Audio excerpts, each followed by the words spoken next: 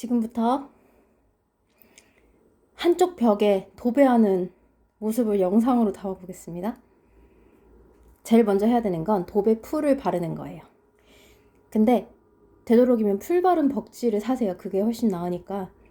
저는 집에 있던 남은 벽지로 하는 거라서 도배 풀을 따로 사가지고 바르고 있는데 이게 참 힘들어요. 자, 그럼 풀 발라볼게요. 아니야. 도배할 벽면의 세로 길이에 맞춰서 도배지를 재단을 해왔어요. 근데 이 재단을 제가 며칠 전에 해가지고 맞게 했기를 바라면서 이그그자자 풀을 발라볼게요. 네, 바르기 전에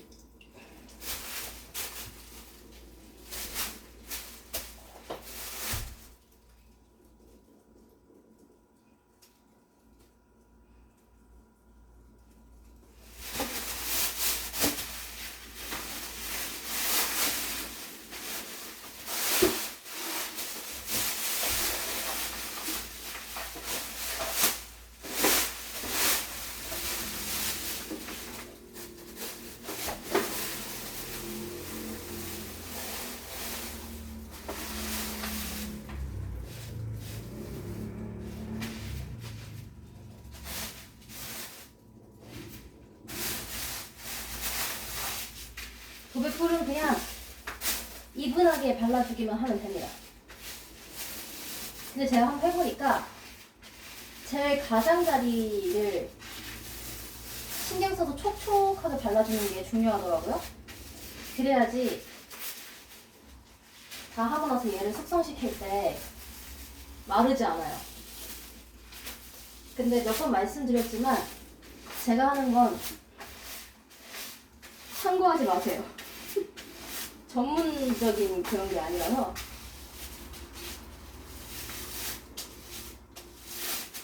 전문가들의 영상을 보고 참고하세요.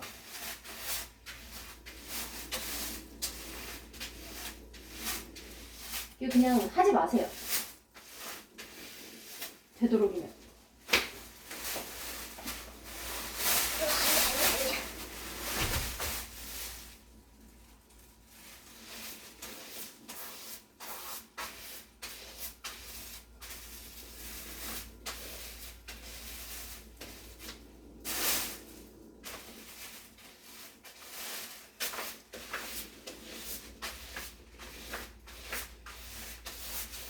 제가 지금 바르고 있는 이 붓도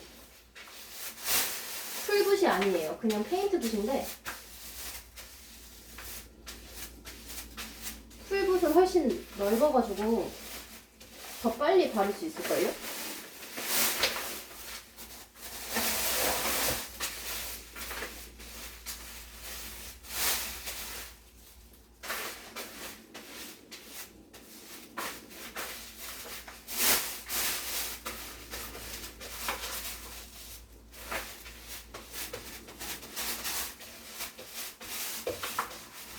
가장자리를 꼼꼼하게 발라줘야 잘 들뜨지 않고 잘 붙더라고요.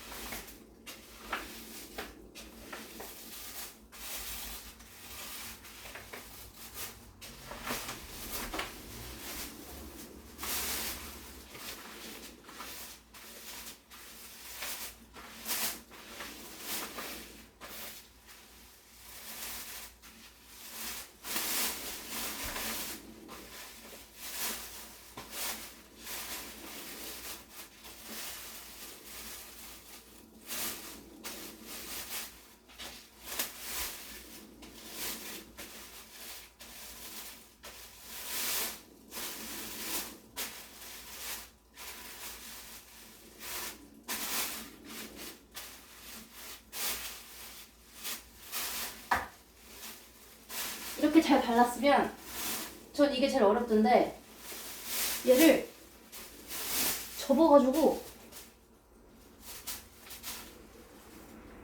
일자로 잘 접어갖고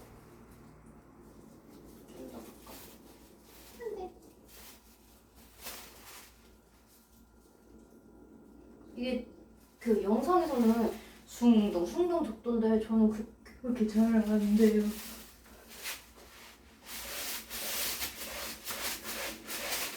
공기 안 들어가게 빡빡 접어주세요. 그래야지 얘를 접어서 숙성을 시켜줄 건데 영상에서는 30분 시키랬는데 전 15분 시켜도 딱 맞더라고요.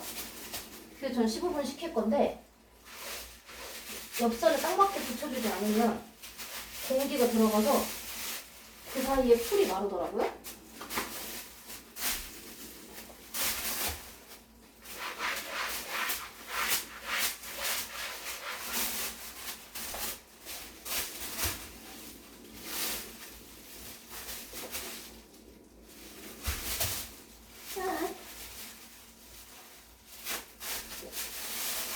이게 진짜 영상에서 보면은 그분들은 막 순식간에 접어요. 전문가니까 당연한 거죠.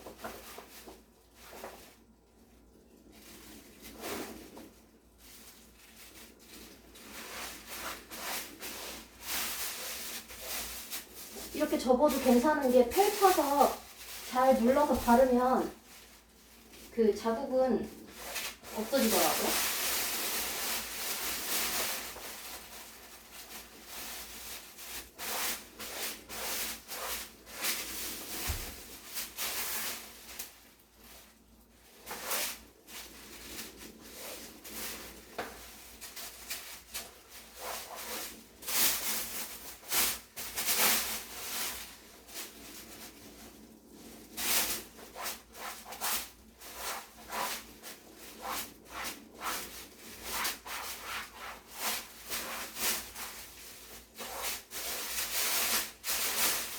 그리고 이제 얘를 그 비닐에 넣어서 숙성시키면 됩니다. 전 이걸 3번 더해서 숙성을 시켜보도록 할게요. 영상엔 담지 않을 거예요. 똑같을 거니까. 풀 다 발랐습니다. 제 땀이 보이시나요? 보이나 여기? 이렇게 빡센 작업입니다. 짱구야! 15분 뒤에 알려줘. 15분 뒤에 탈거해드릴게요. 영상에서는 30분 숙성하라고 했지만 그거 너무 긴 것 같아요. 그럼 도배지가 엄청 흐물흐물해져서 저는 힘들더라고요. 그래서 15분 동안 요즘 새로 하는 드라마 정숙한 세이지를 보면서 기다렸다가 이어가도록 하겠습니다. 짱구야! 짱구야! 알람 꺼.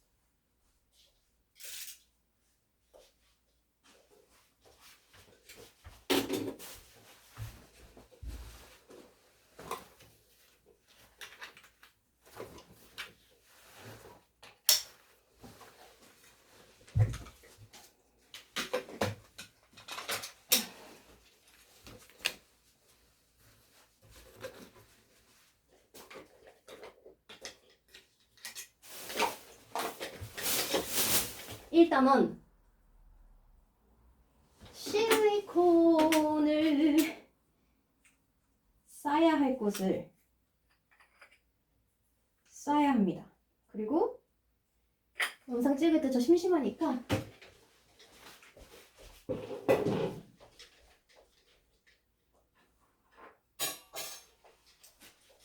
김현정의 뉴스쇼를 틀어놓고 하겠어요.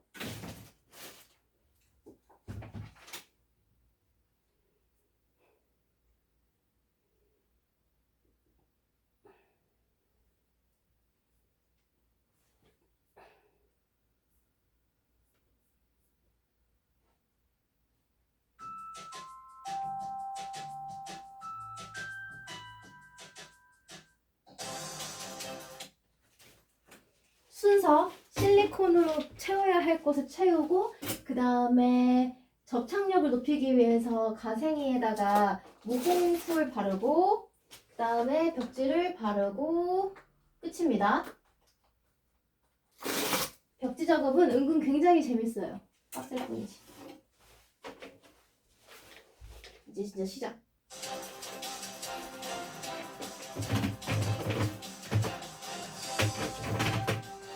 시청자 여러분 안녕하십니까. 안녕하십니까. 전국에 눈이 많은 가운데 오전까지 짙게 안개가 끼는 곳도 많겠습니다. 아침 기온은 10도 내외로 쌀쌀하지만 낮 기온은 25도 내외로 오르면서 역시 일교차 큰 가을 날씨 되겠습니다.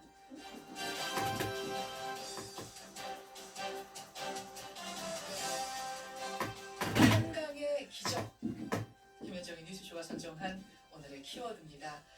올해 노벨문학상 수상자로 우리나라의 한강 작가가 선정됐습니다. 잠깐. 한국인의 노벨상 수상은 2000년에 고 김대중 전 대통령 노벨 평화상에 이어서 두 번째고요. 노벨 문학상으론 이번이 처음이죠. 한국 문학사의 길이 남은 기념비적 상이자 온 국민의 경사입니다. 학교에서 배운 듯이 우리 근대 문학의 역사는 100년이 훨씬 넘었지만 고은 시인이 후보로 몇 번 거론된 것 외에는 크게 기대조차 못했던 게 노벨 문학상이었습니다. 번역의 벽을 넘기 어렵다. 이런 게 지배적이었죠. 그래서 한강 작가의 이번 수상은 우리 문학이, 우리 문화가 세계로부터 당당히 인정받게 된다는 점에서 큰 의미가 있습니다. 앞으로 더 많은 한국 작가들이 세계에 관심을 받을 수 있게 된다는 것도 큰 성과죠. 한강 작가 진심으로 축하합니다. 그리고 앞으로 제2, 제3의 노벨 문학상 수상자들, 노벨상 수상자들 다른 분야에서도 나오기를 기대하겠습니다. 잠시 후 한강 작가의 아버지자 한국문단의 역시 거장이죠. 한승원 작가와의 짧은 인터뷰 소감도 들어보겠습니다. 김현정의 뉴스쇼 출발합니다.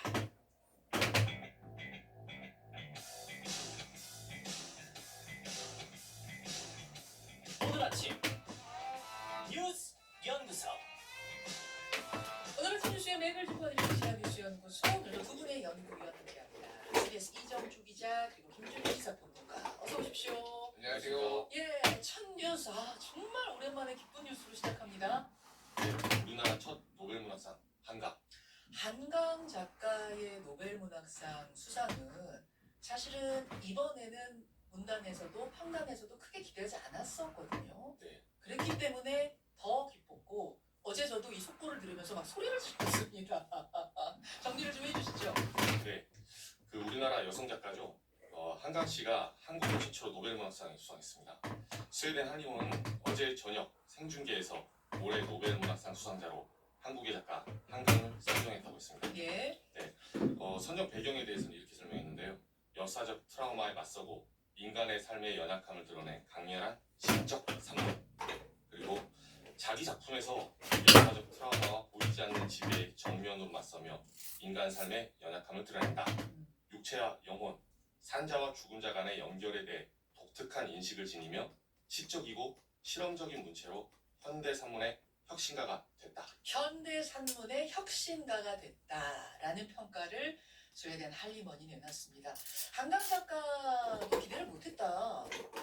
뜻밖의 소식이었다. 이런 입장을 내놨죠. 네, 그 한림원과 인터뷰에서 본인은 그 아들과 저녁 식사를 마치고 네. 있었는데 이제 수상 연락을 받았다. 저녁 식사 마치고 연대처럼 산책하고 있는데 연락이 왔다. 저희가 잠시 후 이제 한강 작가의 아버지 한승원 작가와의 짧은 이제 소감 인터뷰도 들려드릴 텐데, 저랑은 길게 얘기하셨거든요. 한승원 작가 소식에 따르면 한강 작가도 전혀 기대 안 하고, 심지어 어제가 그 수상작 발표 날인지도 모르고 있었대. 잊어버리고 있었대. 그런데 우리가 8시 5분에 공식 발표를 봤는데 우리가 15분 전에 한강 작가 그러니까 당사자도 15분 전에 알았다는 겁니다. 와, 놀랍더라고요. 그 한강 작가는 그러니까 부친이 이제 한승우 소설가. 예. 영화로 대작되죠. 아재 바라제. 굉장히 유명한데요. 1970년 11월 전남 광주에서 태어났습니다. 한강 작가. 예. 그리고 채식주의자 소년이 온다. 이게 대표 작품인데요. 예. 특히 광주 민주화 운동을 다룬 작품이 소년이 온다입니다. 대학 졸업 후에 1993년 먼저 시인으로 등단을 했어요. 네. 그리고 이듬해 신춘문예 단편 붉은 닷 이게 당선되면서 소설가로 데뷔했습니다. 국내에서도 수상을 굉장히 많이 했는데요. 네, 이상문학상, 독립문학상, 만해문학상 그리고 해외에서는 영국 인터내셔널 부커상, 프랑스 메디치 외국문학상 네. 이렇게 했습니다. 자, 한강 작가는 어제 그 스웨덴 할리먼과의 짧은 이제 소감 발표 외에는 아직 어떤 언론과도 직접 접촉을 하지 않고 있습니다. 제가 전에 듣기로는 전체 언론을 모아서 기자회견을 못 할 것이다. 이렇게 연락이 오고 있고요. 그래서 한강 작가 목소리 좀 듣고 싶잖아요. 한강 작가가 전에 자신의 작품에 대해서 스스로 이야기한 적이 있거든요. 그 목소리 듣고 오죠. 역사적 배경이 다르다고 해도 우리가 인간으로서 공유하고 있는 것이 있기 때문에 당연히 누구든 이해할 수 있는 거라고 생각해요. 가장 많이 느꼈던 감정은 고통인 것 같아요. 압도적인 고통. 이 소설 쓰는 동안에는 거의 매일 울었어요. 자신이 소설을 쓰는 동안 매일 울었다. 그러니까 소년이 온다 5.18을 배경으로 한 거고 작별하지 않는다는 제주 4.3을 또 배경으로 한 거고 이런 소설을 쓰면서 매일 울었다는 거예요. 그 섬세한 작가 정신이 돋보이는 그런 인터뷰. 특히 소년이 온다 같은 경우에는 네. 이제 5.18 희생자 시각에서 소설을 썼는데 이게 한 10년 됐죠. 저도 집에 그 오래전에 읽은 책이 있어서 네. 어제 한번 찾아봤는데 네. 그 특히 향토적 언어 그러니까 이게 호남이니까 호남의 정서를 대변하는 이런 의성어들이 있거든요. 네. 예를 들면 슬금슬금 간다를 가만 가고 있다. 또는 그 어머니가 죽은 아들을 설명하면서 가인의 같은 멋임에 딸 같은 아들이었다. 뭐 이런 표현들이 굉장히 잘 표현되어 있습니다. 저희가 한강 작가의 노벨문학상 수상 소식을 듣고 아버지 한승원 작가와 짧은 인터뷰를 했습니다. 그 내용을 잠시 들을 텐데요. 제가 지금 제일 궁금한 건 소감이었어요. 소설가이자 아버지로서 이 소식을 듣고 어떠셨는지 자 직접 들어보시죠. 한 명의 소설가로서 아버지로서 소감이 어떠셨어요? 난 그 소식 듣고 당황했어요. 당황하셨어요? 이걸 깜빡 잊어버리고 있었어요. 아. 기대하지 않았어요. 그런데 혹시라도 우리 만화님이 안 되면 나의 아직 어리니까 그렇지. 예. 몇 년 뒤에 나오고 우리들이 살았을 때 탔으면 더 좋겠다 그랬어요. 근데 나는 어떤 생각이냐면 네. 뜻밖의 그런 노벨 문학상 심사위원들이 그런 사업을 잘 내더라고요. 사고를 잘해요. 뜻밖의 인물을 찾아내서 수상을 하는 그런 경우가 많이 있었어요. 네네. 그래가지고 뜻밖의 우리 강의를 탈지도 몰라 그렇게 만에 하나 그런 생각을 갖고 있어도 전혀 기대를 안 했습니다. 그런데 느닷없이 제가 그랬어요. 어제 밤에 한참 뒤에 소통이 돼가지고 우리 굉장히 당황하고 50분에서 전화를 받았대요. 스웨덴으로부터 7시 50분에 받고 15분 뒤에 기사를 내보낸 거죠, 그 사람들이. 와, 그럼 기사 내기 15분 전에야 수상자한테 알려준 거예요. 그런 거죠. 와, 그래가지고 그 사람들이 무서운 사람들이에요. 무서운 사람들이네요, 진짜. 그러니까 부모를 엄마 아빠한테도 말할 기회가 없이 네. 이제 전화를 받고 그런다고 그런 거예요. 얼마나 좋아해요, 우리 한강 작가님은? 근데 보니까 저도 실감이 안 나는 느낌이었어요. 아, 본인도 실감 못하는 느낌이었어요. 아, 그런데 어젯밤에 보니까 네. 세상이 꼭 약간 뒤집어진 것 같은 느낌이 들었어요. 가장 높이 평가하시는 건 뭘까요? 정서, 어떤 분위기, 정서. 문장을 통한 그런 거 아닐까요? 그런데 그 한국어로 쓴 그 비극이지만 그 비극은 어디다 내놔도 비극은 비극인데 그 비극을 어떻습니까? 비극을 정서적으로 서정적으로 아주 그윽하고 아름답고 슬프게 표현한 거죠. 그러니까 그 강희가 그 하게 된 그것을 제가 살펴보니까 예. 그 채식주의자에서부터 특별한 의미를 가지고 있는 작가라고 이야기가 되는 것 같아요. 그 다음에 소년이 온다가 나왔고 예. 그런데 그 다음에 작별하지 않는다. 네. 그 사삼 광주하고 사삼 사태 그 연결을 되면서 네. 그 국가라고 하는 그 폭력, 그 세상으로부터 트라우마 느끼는 이제 그런 것들, 네. 그런 것들로 그 여린 인간들에 대한 어떤 사랑 같은 거, 네. 그런 것들이 좀 끈끈하게 묻어나지 않았나. 그러니까 그것을 그 심사위원들이 포털한 것 같아요. 너무 대단합니다. 선생님, 지금 따님이 한강 작가님이 우리 한승원 작가님 너무나 많은 상도 타시고 대중적으로도 인정받으시고 작가적으로도 인정받으시고 위대한 소설가신데 딸이 나를 뛰어넘었다라는 생각이 드세요? 그렇죠. 왜냐하면 나하고 딸하고 비교한다는 게 좀 못하지만 내가 살아온 걸 보면 네. 그 직업 없이 학교 선생 그만두고 소설을 쓰면서 예. 써서는 안 되는 그런 대중적인 소설을 제가 많이 써서 맞벌이에 이용을 한 겁니다. 그리고 이제 그리고 순수 소설의 대가라고 할 수 있는 동리 선생 교육을 받으면서 예. 예.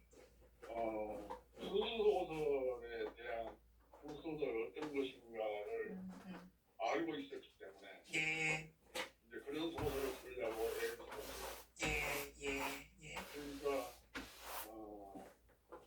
제가 보면 어설퍼서 버리고 싶은 내세우고 싶지 않는 내 저술이 여러 있습니다. 선생님께서는 예.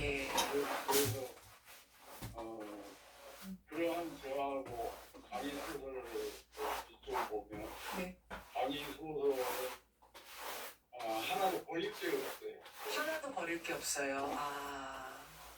그리고 하나가 다 명작들이고 이제 이게 이제 거슴도치는 매직기가 있다고 그래서 그런 것만은 아닐 거예요. 아니죠.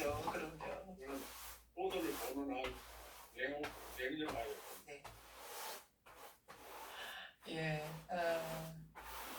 하나도 버릴 게 없다라는 말씀을 하시면서 여수의 사랑이라는 한강 작가의 첫 작품이 나왔을 때 그 한 문장을 읽으면서 내 딸 강희가 나를 뛰어넘겠구나라는 생각을 그 첫 문장에서부터 하셨다. 이 이야기도 뒤에 이어졌습니다.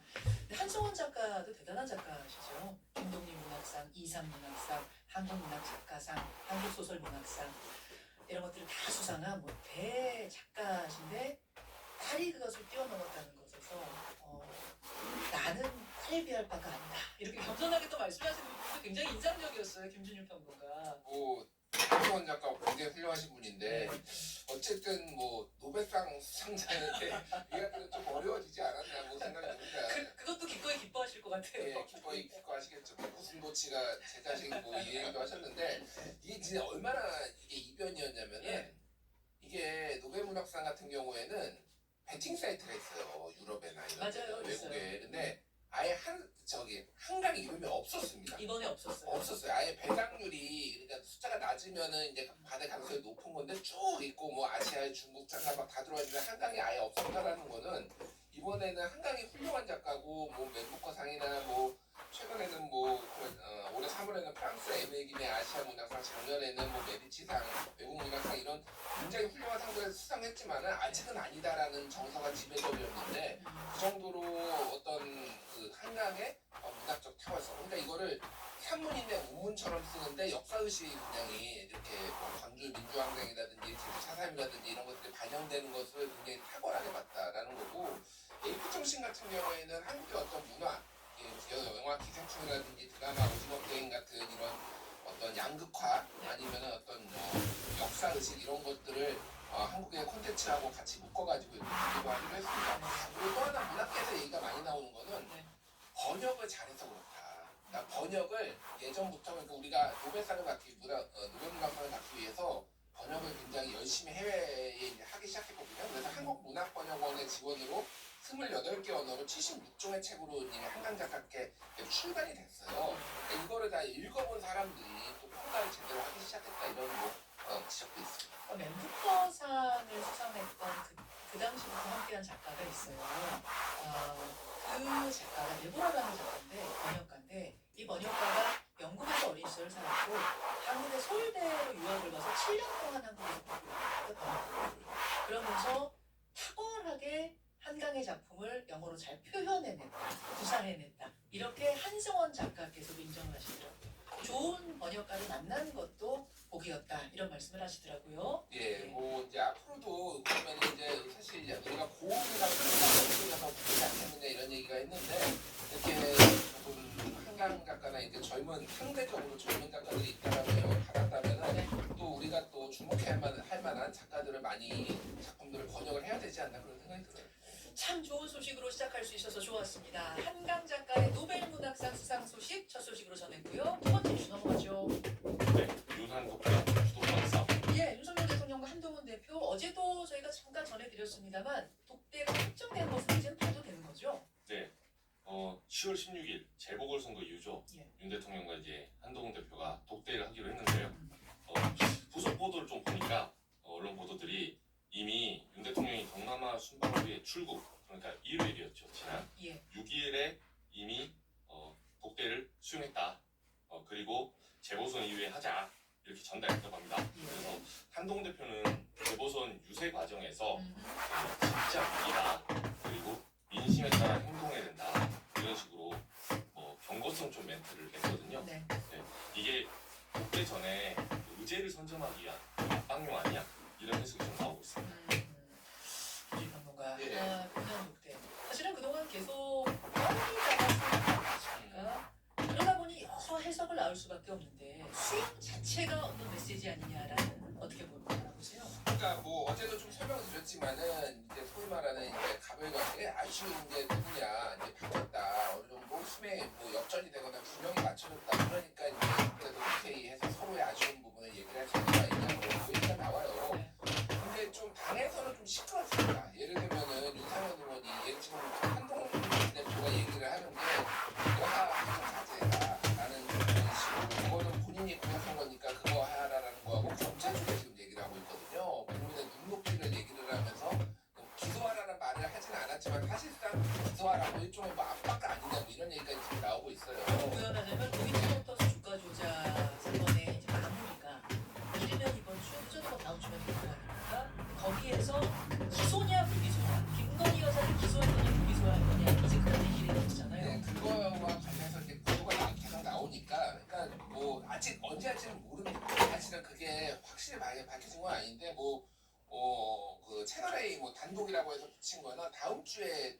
김건희 여사 기소 여부를 발표를 한다라는 건데 왜 다음 주냐면은 18일에 국회와 검찰 국정감사가 있는데 그 이전에 결정을 하겠다라는 거예요. 네. 그리고 이거는 지금 심우정 검찰총장이 이제 수사지휘권이 없기 때문에 이창수 서울중앙지검장이 이런 결정을 내리겠네요. 그렇군요. 그런데 이창수 서울중앙지검장이 더 좀 용산의 의견을 더 받드는 거 아니냐 이런 관측들이 있기 때문에 불기소 얘기가 계속 나오는데 그거는 한동훈 대표가 이제 국민 눈높이를 얘기를 한 거고 계속 지금 이게 그래서 당내 분란이 되고 있는 이창수 의원도 그거는 왜 이런 악마화 하냐 그리고 법무부 장관이 왜 이런 식으로 압박을 하느냐 하면서 지금 많이 비판을 했어요 지금. 법무부 장관이 법무부 장관 출신이 왜 검찰을 이런 식으로 압박을 하느냐라는 취지로 SNS에 글을 쓰고 뭐 다른 이제 예를 들면은 강릉에 갑자기 이름이 생각이 안 나네. 권성동 의원이라든지 이런 분들이 이제 막 비판을 했단 말이에요. 그래서 이게 당내 분란의 소지가 좀 있는데 어쨌든 지금 전체적인 분위기는 두 사람이 조금 만나서 뭔가를 해결하는 거를 좀 지켜보자라는 건데 메시지는 어쨌든 지금 한동훈 대표의 톤이 다운되지가 않아서 그게 이제 조금 어떻게 좀 더 용산에서 받아들일지가 관건일 것 같고 오늘 아침에 뉴스토마토 보도가 나왔는데 이게 지금 지난번에 지방선거 때 강원도지사가 이제 김진태 도지사가 됐고 박완주 경상도지사의 박완주 도지사가 됐잖아요. 박완수 도지사요. 죄송합니다.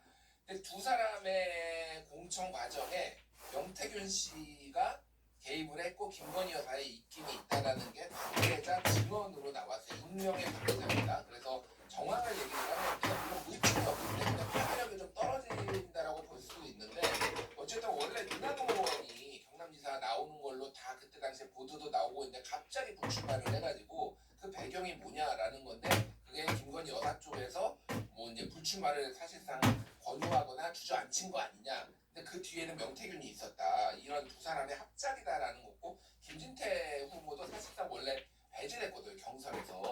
그래서 막 혼자 단식하고 막 그랬는데 갑자기 살아 올라가가지고 황상무 지금 뭐 수석까지 했었죠. 그 황상무 씨를 이제 제치고 됐는데 그것도 역시 이제 여사의 입김이 있었다는 거라서 이거는 좀 더 지켜봐야 될 것 같습니다. 당의 사정을 잘하는 관계자 발 기사잖아요. 도대체 당의 사정을 잘하는 관계자가 누구인 것인가? 그 정도에 따라서도 이 기사에 대한 신뢰도는 좀 달라질 수 있을 것 같고. 지금으로서는 사실은 조금 신뢰 이거를 전적으로 듣기가 어려운데 물증이 하나도 없는 거잖아요. 물증이 하나도 없기 때문에 물증이 있거나 아니면 신용으로 얘기하는 게 좀 분석이 될 것 같아요. 알겠습니다. 여기까지 정리해 주셨어요. 두 분 고맙습니다. 감사합니다. 고맙습니다.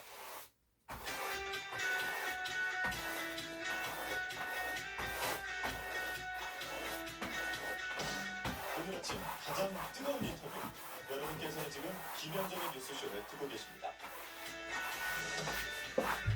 예, 지난 한 달간 우리 정치권을 뒤흔들었던 인물이 있습니다. 명태균 씨. 처음에는 김건희 여사 공천 개입 의혹의 핵심 인물 이렇게 알려졌었는데 그에 계속 나오는 보도들을 보면 이준석, 김종인, 나경원 뭐 이런 유력 정치인들과 꾸준히 만나왔다. 윤석열 대통령 자택에도 드나들 정도로 친분이 깊었다. 이런 이야기들이 나오면서 파장이 걷잡을 수 없을 정도로 커지고 있죠. 그래서요 오늘은 이 명태균 씨를 둘러싼 최근의 이슈들을 좀 들여다보고 정리를 하고 싶습니다. 근데 조각조각 나오는 것들을 쭉 정리하려면 우선은 명태균 씨한테서 나왔다는 이야기들을 직접 확인할 필요가 있겠더라고요. 저희 뉴스쇼 제작진이 명태균 씨와 긴 통화를 직접 했습니다. 오늘 그 내용들을 바탕으로 지금까지의 상황 정리 한번 해보려고 합니다. CBS 김광일 기자 어서 오십시오. 네, 안녕하세요. 명태균 씨를 왜 주목해야 하나 여기서부터 한번 정리를 해볼까요? 대부분 아실 테니까 짧게만 좀 정리를 해드릴게요. 김영선 전 의원의 공천에 김건희 여사가 영향을 끼쳤다라는 의혹 보도가 한 달 전 뉴스토마토에서 나왔었잖아요. 그 기사의 처음에는 뭐 MC 이렇게 등장을 했었어요. 김영선 전 의원의 조력자 정도로 전해졌었는데 나중에 그 MC가 이 명태균 씨거든요. 김건희 여사랑 텔레그램 메시지를 주고받은 게 김영선이 아니라 나다라고 밝히면서 주목도가 높아졌어요. 그렇죠. 핵심 물증이라고 거론됐었던 텔레그램 캡처 화면은 여전히 등장을 안 하고 있지만 네. 김영선 전 의원 보좌진 출신 강희경 씨가 과거에 보고 들은 걸 폭로하기 시작하면서 사태가 2라운드에 강희경 강혜경 씨가 성명으로 등장했고요. 네. 그리고 명태균 씨는 윤석열 대통령 부부를 비롯해서 유력 정치인들이랑 친분이 두터웠다라는 증언 정황들이 잇따르고 있습니다. 나아가서 민주당에서는 이게 옛날에 박근혜 전 대통령 당시에 최성원 씨에 이은 제2의 국정농단이라고 규정하고 나섰고요. 올해 국정감사의 최대 이슈가 됐습니다. 명태균 씨의 말을 조각조각이 아니라 처음부터 좀 쭉 듣고 싶습니다. 근데 아마 국회에서도 같은 필요성을 느꼈던 것 같아요. 그래서 명태균 씨한테 국정감사의 증인으로 나와달라 요청을 했는데 불출석을 통보했고 그러자 동행명령까지 발부를 어제 했었잖아요. 동행명령장 어떻게 네. 됐습니까? 일단은 말씀하신 것처럼 불출석 사유서를 제출했고 이제 수사가 진행 중이다 이런 이유였어요. 네. 이제 어제 행안위에서 중앙선거관리위원회에 대한 국정감사가 있었는데 여기에 명태균 씨에 대한 동행명령 문장까지 발부해서 오후 2시까지 출석하라라고 했지만 끝내 모습을 드러내진 않았어요. 이거 관련해서 명태균 씨가 저희 뉴스쇼 제작진한테 거제도로 낚시하러 갔다 이렇게 전했습니다. 이 목소리를 한번 직접 들어보시는 게 좋을 것 같습니다. 무슨 상관이 있는데 거제 낚시하러 가는데 지금 집에 사는데 아니 2시까지 와야 돼요? 내가 다리가 이리 아픈데 2시까지 어찌 가? 국회하고 국회에서 뭐 지지를 가르쳐주나 떠들다가 말 텐데. 자, 동행명령장이 발부됐던 그 시점쯤에 낚시하러 배 타러 가는 중이었던 거예요. 나는 뭐 상관없다 뭐 이런 얘기인 것 같은데 지금부터 이렇게 저희가 명태균 씨 목소리를 계속해서 들려드리게 될 거예요. 근데 물론 이런 것 주장이라도 다 믿을 수는 없습니다. 저도 믿지 않습니다. 그러나 이 퍼즐을 맞추는 데 도움이 될 수 있는 정보이기 때문에 제가 필기를 했고요. 뉴스쇼 제작진과는 2차례 통화를 했고 총 한 2시간 정도가 돼요. 워낙 내용이 방대한데 저희가 그 중에 중요한 거 몇 가지만 선별해서 전해드리겠습니다. 네, 지금 뭐 여러 이야기가 복합적으로 쏟아지고 있지만 사실 의혹의 시작은 뭐였지? 현재까지 가장 중요한 건 뭐지? 이 부분을 놓치지 않는 게 중요하지 않습니까? 본질, 핵심은 지금까지는 김건희 여사의 공천 개입 여부, 총선 개입 여부 그거죠? 그렇습니다. 텔레그램 그 캡처 원문이 등장하지 않고 있기 때문에 현재까지 봤을 때는 중요한 거는 이제 강혜경 씨가 유튜브에 나가서 폭로하고 있는 지점. 그 뭐 오빠 전화 왔죠? 잘 될 거예요. 라고 김건희 여사가 명태균 씨한테 말했다라는 그 녹음 파일을 강혜경 씨가 직접 나도 들었다라고 주장을 했거든요. 이게 만약에 정말 그 음성 자체가 공개되면 파장이 클 텐데 근데 이런 얘기도 있었어요. 그러니까 강혜경 씨가 녹음 파일을 뉴스토마토에 제보를 했고 그 녹음 파일이 국정감사에서 나올 수도 있다라고 하는 이제 전언도 있었는데 왜냐면 그 아주 결정적인 물증이 지금까지 나오지 않은 상태에서 국감장에서 그게 정말로 나온다면 이것은 파장의 차원이 달라지는 그런 거였잖아요. 그렇죠. 예. 다만 명태균 씨는 그렇지 않다. 녹음 파일 없다라고 부인을 했습니다. 이것도 들어보시죠. 아니 텔레그램 메시지도 본 적도 없고 메시지도 갖고 있지도 않아. 네. 그냥 그거 갖고 시작을 해서 지금은 오빠 전화 왔어요. 녹취가 있다고 그러지 않나? 네? 장성철이가 나와서 옆에 모든 것이 다 한 개 맞는 게 있나요? 그러니까 일단 명태균 씨는 오빠 전화 왔죠? 잘 될 거예요. 이 녹취는 존재하지 않는다라고 분명하게 말하고 있고 제보자 강 씨도 이 녹취가 없다고 얘기했던 것 같은데 어떻습니까? 네, 그 녹취 자체는 없다라고 했던 거고요. 근데 이제 본인의 얼굴을 드러내고 이렇게 이제 주장을 하는 거예요. 김영선 전 의원에 대한 공천은 이 명태균 씨가 윤석열 대통령한테 여론조사를 공짜로 해줬던 대가다. 이 여론조사하는데 3억 6천만 원이 들었고 그 대가로 국회의원 자리를 보완한 거다 이런 주장을 했어요. 강 씨는 그 부분에 대해서 이제 분명하게 주장을 하고 있는 거죠. 여기에 대해서 명태균 씨한테 이제 취재를 했을 때는 예. 명태균 씨는 윤석열 대통령한테는 내가 그 선관위에 등록된 그 공표 가능한 여론조사만 보여줬고 반대로 비공표 여론조사도 내가 하긴 했지만 이거는 내가 본인이 참고하기 위한 조사였다라고 해명을 하고 있습니다. 이것도 들어보실게요. 윤석열 대통령한테 오연의 주문에 가지고 공포되는 걸 보여준 거고요. 자체조사는 내가 필요해서 거예요. 지금 관련된 거를 내가 참고한 적도 없고요. 받을 생각도 없고요. 내가 그 강행이 밑에서 생각해보면 식탁 위에 위에서 밥을 먹는 사람하고 식당 밑에 강아지가 떨어지는 거 보고 뭘 알겠습니까? 아, 그러니까 그 강 씨의 말을 어떻게 믿을 수 있는지 지금 자막에 좀 실수가 있네요. 강혜정이 아니라 강혜경 씨. 강혜경 씨 말을 어떻게 믿을 수 있냐? 식탁 위에 벌어지는 일을 알 수 없는 식당 밑에 강아지 같은 존재다. 지금 그렇게 얘기하고 있는 거예요. 보좌하는 사람 입장에서는 전체 시야를 다 조망할 수 없을 거다 뭐 이런 식으로 얘기를 하고 있는 겁니다. 자, 이렇게 이제 상황이 걷잡을 수 없이 커지자 대통령께서도 첫 공식 입장을 냈습니다. 그 내용을 보면 명태균 씨와는 2번 만나는 것이 다고 윤 대통령 그리고 관계가 깊은 관계 없다 이렇게 명확히 한 거 아니겠습니까? 네, 맞아요. 2021년 7월 초에 자택을 찾아왔던 국민의힘 고위 당직자가 명 씨를 데리고 와서 전화를 보게 됐다. 이 고위 당직자는 이준석 대통령이고요. 대선 경선 이후에 대통령은 명 씨랑 문자 혹은 통화한 사실이 없다. 이렇게 대통령실에서 입장을 냈고요. 네. 반면에 이준석 대표 그리고 또 최근에 김종인 전 비대위원장까지 명태균은 대통령 쪽 사람이다 이런 식으로 설명을 하면서 뭐랄까 이 지질 공방이 좀 붙었잖아요. 맞아요. 폭탄 돌리기 식으로 돌아가고 그러니까 윤 있습니다. 대통령한테 명태균 씨를 소개한 사람이 이준석 의원이냐 아니면 이준석 의원하고 만나는 자리를 윤 대통령 편에 서서 주선한 사람이 명태균 씨냐 도대체 어디에서부터 이게 시작된 거냐 이걸 놓고 진실 게임이 있었는데 명태균 씨 본인한테 질문했습니까?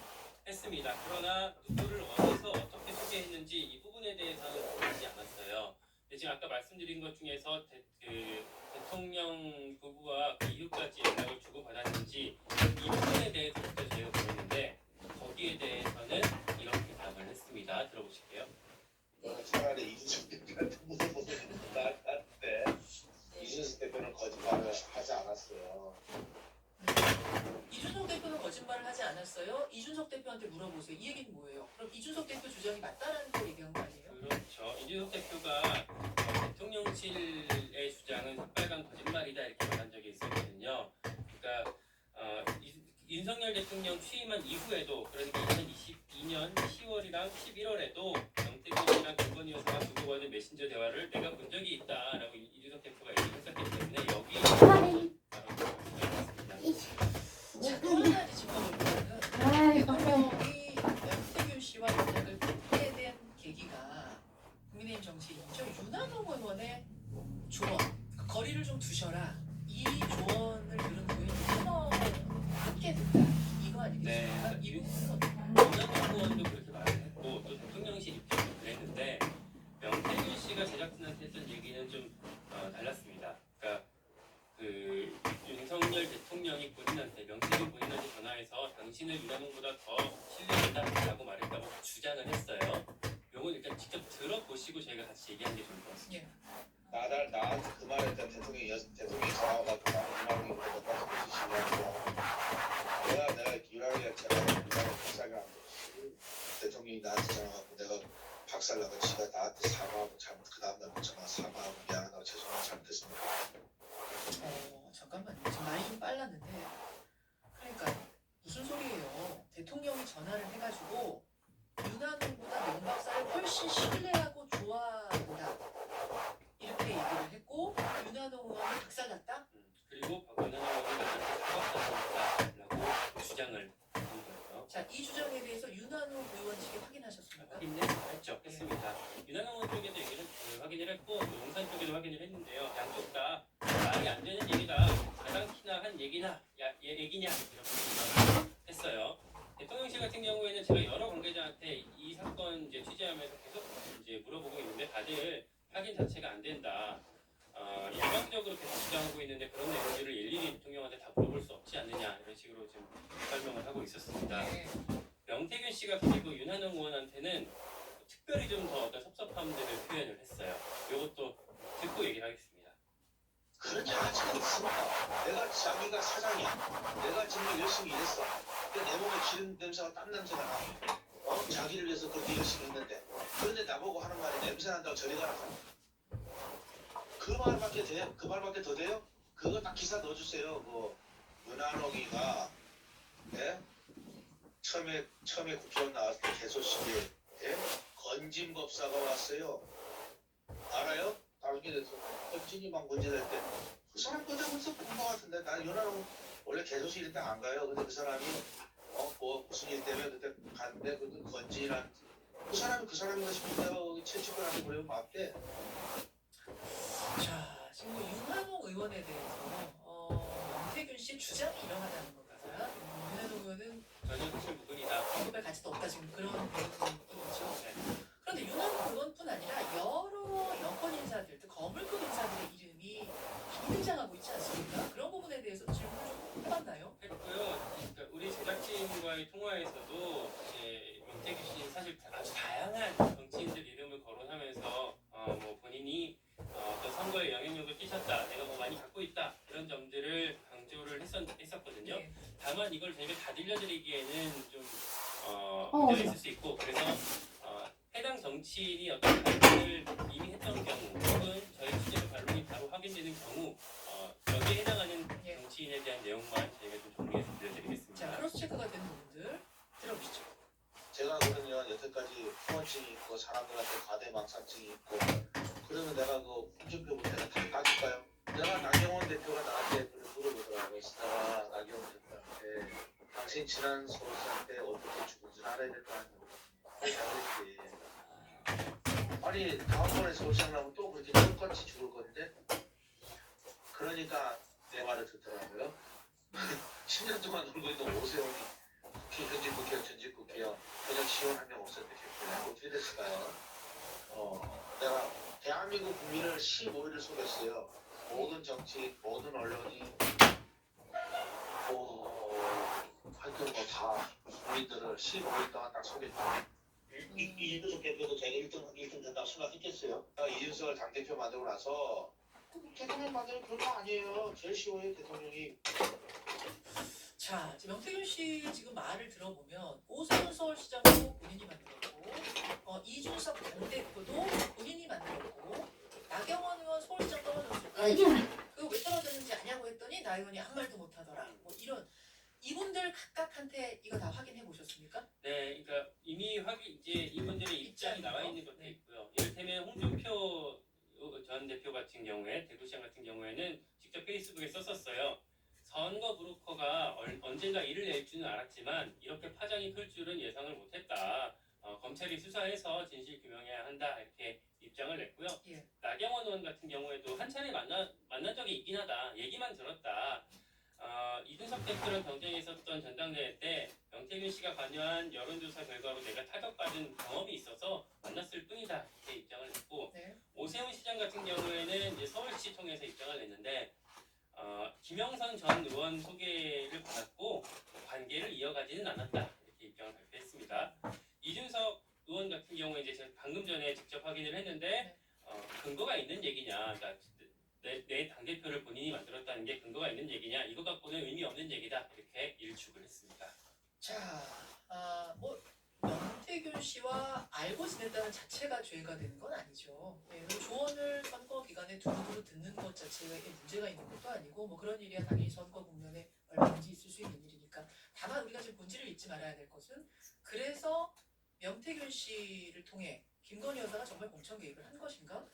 그리고 명태균 씨가 적절치 못한 방법으로 선거에 정말 개입한 것인가? 이 부분을 계속 우리가 확인해가는 과정 아니겠습니까? 결국은 검찰 조사로 밝혀져야 할 내용들인데 그러면 이번 국감의 핵심 쟁점은 뭐가 될 걸로 보십니까?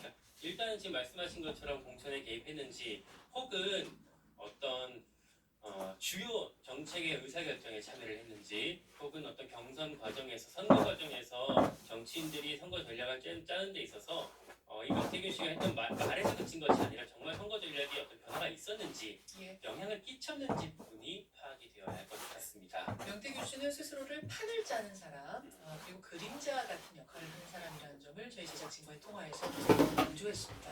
이 그림자 역할을 하는 사람이기 때문에 사실은 먼저 사진 찍자 이런 사진 한 장도 남기지 않는다. 지금 유력 정치인들과 찍은 그 사진들은 그쪽에서 찍어가지고 보낸 것이다. 그러니까 그림자 역할, 판을 짜는 역할을 하는 사람이라는 점, 요것을 계속 강조했다는 거 말씀을 드리고요. 지금 그래서 이제 윤 대통령, 김건희 여사가 정말 공천에 개입했는가? 이 부분에 대해서는 또렷하게 답을 하지 않았죠. 네, 아직까지는 그러고 있습니다. 예, 저희 제작진과의 2시간 통화에서도 그 부분에 대해서는 전혀 언급을 하지 않았다. 이 부분은 좀 말씀을 드리면서 결국은 그 부분이 핵심이에요. 그래서 국감에서 이야기를 해라라고 지금 국회의원들이 동행명령장까지 발부했습니다만 명태균 씨는 나오지 않겠다는 입장이 분명한 것 같고요. 그렇습니다. 강혜경 씨는 어떻습니까? 강혜경 씨는 나오게 되면은 이제 다다음 주 월요일에 있을 법무부의 대검찰청 국정조사에 나올 가능성이 있다. 이게 본인이 이제 언론과 인터뷰에서 그렇게 설명을 하고 있습니다. 다만 여기에 대해서 명태균 씨가 또 강혜경 씨, 네, 그 강혜경 씨, 부분을 혹시 지금 녹취를 준비하셨어요? 그 위증에 대한 부분? 네, 위증에 대한 부분이 한번 들어보실까요? 예. 국감 나가서 제 성격이 얼마든지 이야기할 수 있지만 제가 뭐 고소당했거나 고발당했거나 뭐 한 게 없어요. 네. 근데 내가 나가서 그 뭘 하는 거는 바람직하지는 않아요. 그리고 강혜경 씨는 어차피 나가게 되면 그 발언하는 것이 위증할 수밖에 없어요. 제가 지금처럼 하는 걸 주장하면 걔는 무조건 위증죄예요. 법사위에 나가면 나가는 거 그대로 해갖고 우리가 그냥 위증죄 고발하면 돼요. 자, 본인은 나서지 않겠다는 것을 분명히 했고 지금 배 타고 낚시하러 갔다는 겁니다. 동행명령장 소용없다 낚시하러 갔다는 거고 강혜경 씨 못 나갈 거다. 강혜경 씨가 국감 나가면 위증을 할 수밖에 없다는 걸 명 씨는 분명히 알고 있다. 따라서 강혜경 씨가 국감 나간 바로 다음 날 위증죄로 고발할 거다. 그렇게 얘기한 거죠? 네, 그렇게 주장을 하고 있습니다. 알겠습니다. 예, 여기까지. 지금까지 뭐 보도가 이게 조금씩 조각조각 나오니까 여러분들 좀 헷갈리셨을 것 같아요. 그래서 오늘 지금까지의 명 씨의 주장은 뭔지 헷갈리고 애매했던 부분들을 좀 정리해드렸고 그 명 씨의 주장에 등장하는 등장인물들의 입장은 또 어떤지까지 김광희 기자가 일목요연하게 정리해줬습니다. 김광희 기자 고맙습니다. 네, 고맙습니다.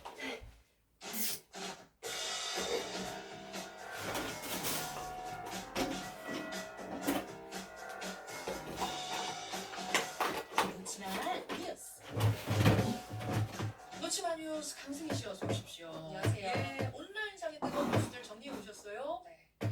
노벨상 공식 SNS에 한글로 표기된 한강.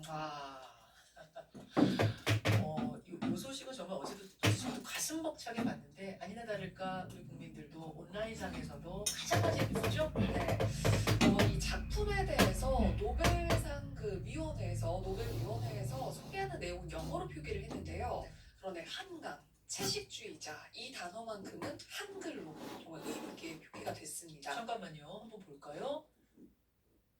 이게 지금 노벨상 홈페이지예요. 네, 공식 한강, SNS인데요. 한글로 한강 이렇게 표현하고 옆에다가 영어를 표기했고 네. 채식주의자도 그냥 한글로 채식주의자 이렇게 써놨군요. 네. 한글로 이렇게 소개를 하는 경우가 사실 거의 볼 수가 없잖아요.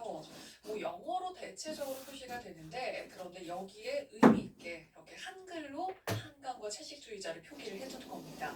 그리고 소설 에우로파의 한 대목을 인용한 이미지에도요. 구절 중간에 한글로 에우로파 이렇게 적혔고요.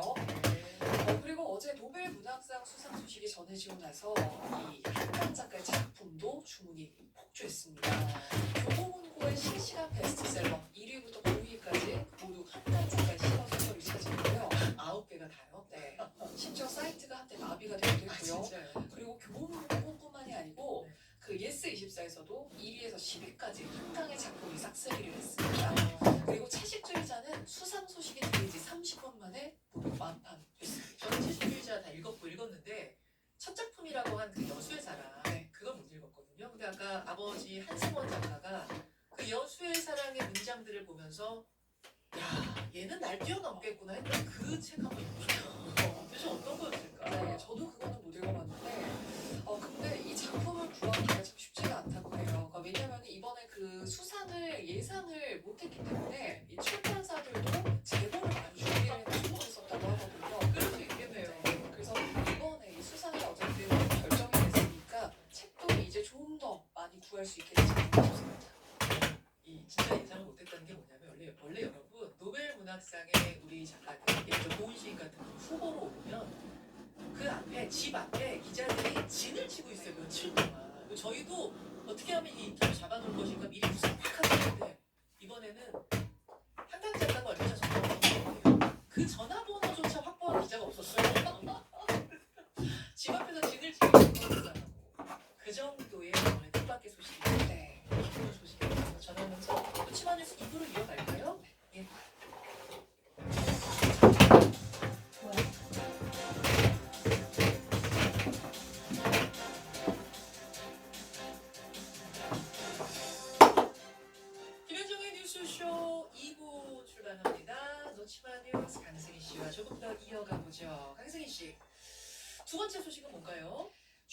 대표팀 요르단전 2대0 승리. 예, 우리 시간으로 어젯밤 요르단에서 북중미 월드컵 아시아 3차 예선 3차전 열렸는데 사실은 축구 때문에 우리가 한동안 시끌시끌하고 생각하면 골치도 지끈지끈 아프고 이런 상태에서 벌어진 경기여서 더 집중이 됐어요. 결과가 이겼네요. 네, 그리고 홍명보 감독의 그 경기의 내용도 안정감 있었다 이런 평가까지 나왔습니다.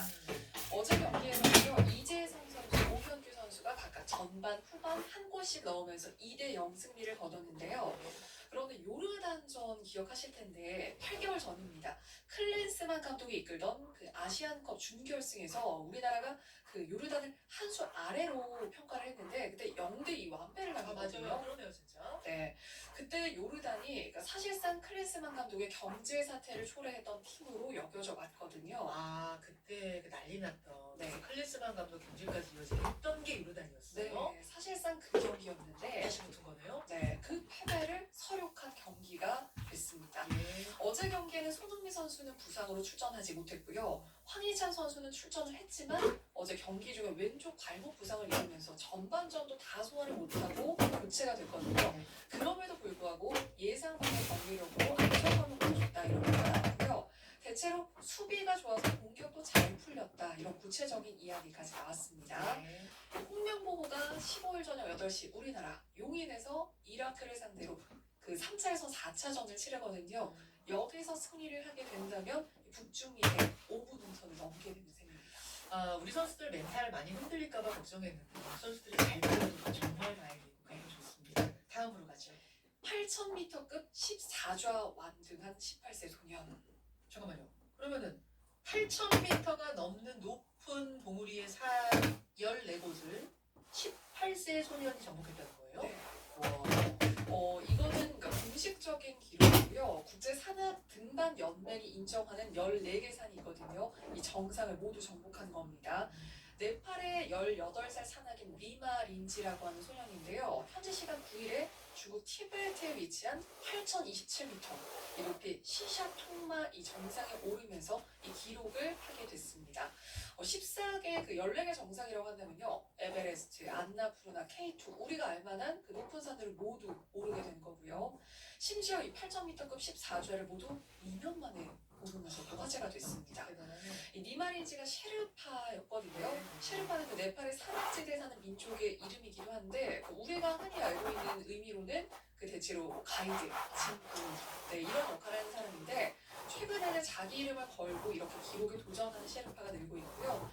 그리고 이 니마린지도 모든 셰르파에 대한 헌사다 이런 소감을 밝히기도 했습니다. 사실은 높은 곳에 등반한 우리 산악인들 보면 다 셰르파를 동반하고 가는 경우가 많아서 네.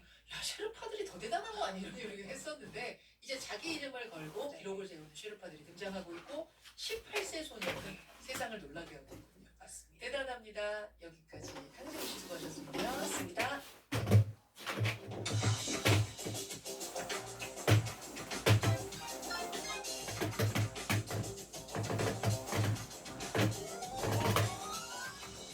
여야의 정치 고수들과 함께 뉴스의 미래를 예측하는 시간입니다. 뉴스 게임 오늘도 두 분 모셨습니다. 예측의 달인 최재성 전 정무수석 그리고 국민의힘의 김성태 전 의원 어서 오십시오. 안녕하세요.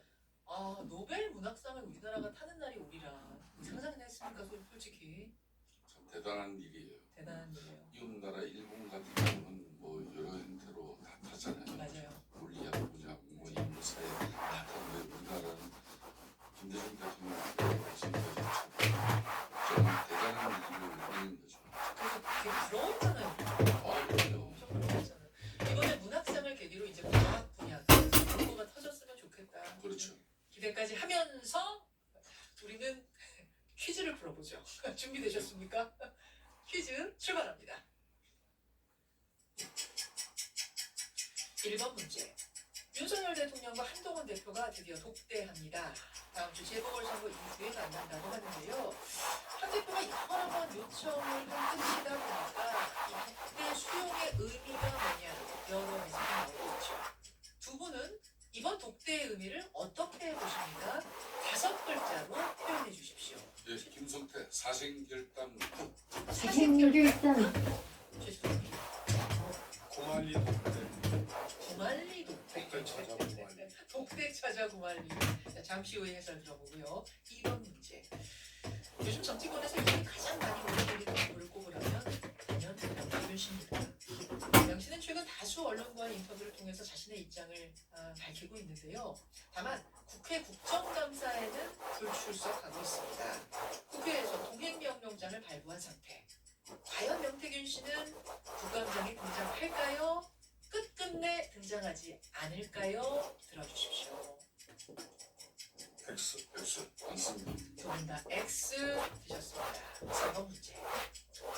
최근 문재인 전 대통령의 딸 다혜 씨가 음주운전 사고를 일으키면서 여권에선 문 전 대통령이 도의적 차원에서 사과를 해야 한다 이런 주장을 내세우고 있죠. 문 전 대통령 과연 사과 입장을 낼까요? 내지 않을까요? 들어주십시오. 저는 안 됩니다. X. 두 분 다 X 드셨습니다. 마지막 질문. 오늘부터 재보궐선거 사전투표가 시작이 됩니다. 본투표일은 다음 주 수요일이죠. 강화군수, 곡성군수, 영광군수 그리고 부산 금정구청장 선거까지 여야의 최종 스코어를 전망해 보겠습니다. 국민의힘, 민주당, 조국혁신당 혹은 진보당 자유롭게 말씀해 주시면 되겠습니다. 해냈다. 해냈어. 보자. 보자. 따가. 보자. 1시간이 걸렸네요. 자, 제가 전문가가 아니니까 부족한 부분도 있지만 깔끔해졌습니다. 만족스러워요. 이대로 잘 붙어있고 안 떨어졌으면 좋겠네요.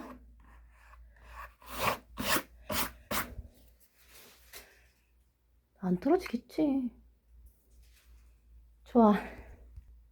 그러면 송글송글한 땀 보이시죠? 그러면 오늘은 여기까지 하고 추가로 산 것들은 배송이 오려면 멀었어요. 아닌가? 금방 오나? 아무튼 배송이 오면 그때부터 뭔가 또 해보도록 하겠습니다.